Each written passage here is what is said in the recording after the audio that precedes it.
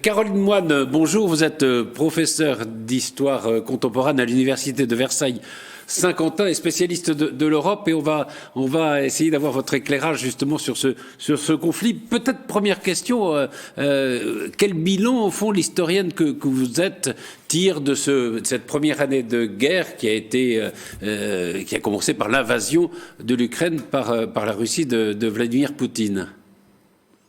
Le premier bilan qu'on peut dresser, je pense, c'est déjà de voir combien, à l'échelle de l'Europe, on a redécouvert où se trouve l'Ukraine, des pays, et aussi comment on a redécouvert extrêmement violente qui relie l'Ukraine et la Russie depuis bien longtemps. Au fil de ces derniers mois, qui a été resté d'un non-dit ou qui avait été oublié est revenu un peu à la surface à l'échelle de ces deux États, qu'à l'échelle européenne, mais aussi à l'échelle famille. Les familles en Russie, en Ukraine, se sont réappropriées le souvent très douloureux entre ces deux pays.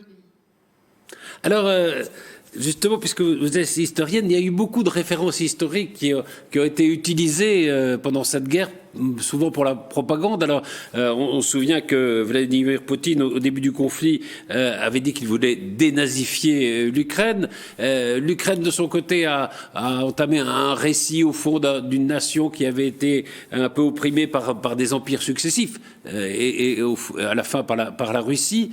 Est-ce qu'au fond, ces références ou ces référés historiques ne servent pas souvent de propagande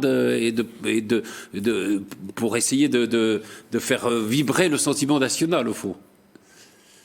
Bien sûr, l'histoire est clairement au cœur de la propagande et de la contre-propagande de part et d'autre du front. Mais dans ce conflit, il est clair que c'est Poutine, dès le début du conflit, inscrire l'invasion de l'armée russe dans un grand récit où il fait les mobilisations de la Grande Guerre patriotique, de la Seconde Guerre mondiale, pour mobiliser la population, et en associant ou en identifiant à un nouveau régime nazi.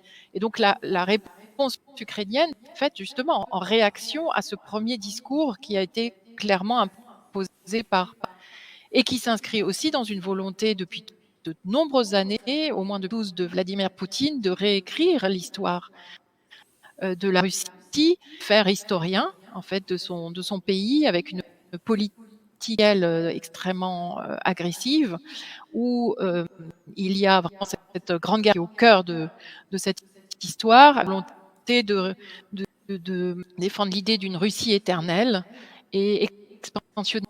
Et est une étape dans ce récit qui se construit au fur et à mesure des années, et ce qui est un signe dans la volonté de contrôler toute la manière d'écrire l'histoire de la Russie et de l'URSS. Oui, je crois d'ailleurs qu'il y a un article même de la Constitution russe qui dit que la Fédération de Russie protège la vérité historique. C'est même inscrit donc dans les textes. Une question, vous êtes une grande spécialiste de l'Europe.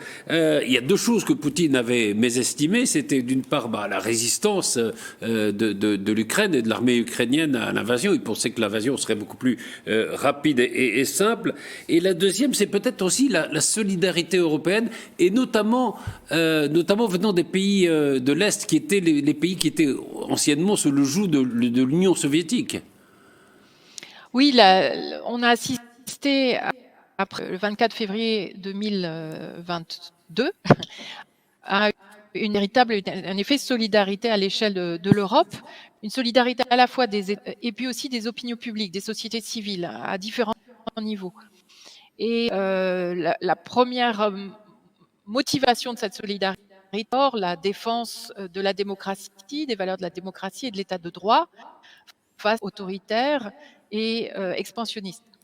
Mais il y a en effet aussi l'importance du souvenir du passé, des États limitrophes comme de la Russie, les Baltes, la Pologne, où il y a là clairement d'autres enjeux dans la dénonciation de l'invasion de 2022 dans les autres pays d'Europe de l'Ouest, avec le souvenir de la répression dont ces populations l'occupation en URSS, du temps de l'URSS, et puis aussi donc la crainte, la peur d'être les prochains sur la liste. Et il y a d'ailleurs l'une des demandes constantes de l'Ukraine, c'est d'entrer dans l'Union européenne. C'est une possibilité à terme. Alors, on ne sait pas ce que va devenir le conflit, mais l'Ukraine peut faire partie de l'Europe? L'Ukraine peut faire partie. La question, c'est avec quel calendrier, en fait. C'est vraiment une décision qui sera politique. Alors, il est évidemment très compliqué d'imaginer ce que va donner la suite du conflit, mais on voit que tous les possibles sont envisageables, de la négociation jusqu'à l'utilisation peut-être des armes nucléaires. Est-ce que l'une des difficultés justement de résolution de ce conflit n'est pas que aucune des parties ne peut envisager la défaite? Je suis historienne. Ce que l'histoire nous rappelle, justement, c'est en effet que l'action à laquelle on assiste là a des racines très, très profondes. Et il faudra sans doute beaucoup de temps pour tenter de solution, et que cette solution ne pourra pas être superficielle, puisque c'est des enjeux de frontières, des enjeux politiques, économiques qu'il faut résoudre là. Et ce qui joue aussi, c'est évidemment pas entre la Russie et l'Ukraine, c'est aussi évidemment l'intervention ou non de l'Iran, la Chine, quelle sera la position de ces deux grands États, puis aussi de ces deux sociétés, de ces deux régimes, ukrainien et russe, à faire face à cet État qui est celui d'être un État en guerre, d'un point de vue politique, économique. Donc il y a beaucoup de paramètres à prendre en compte tant que ça ne se fera pas par une simple négociation. Ce sera encore très long et douloureux. Merci infiniment, Caroline Moine. Merci beaucoup de cet éclairage. Et à très bientôt.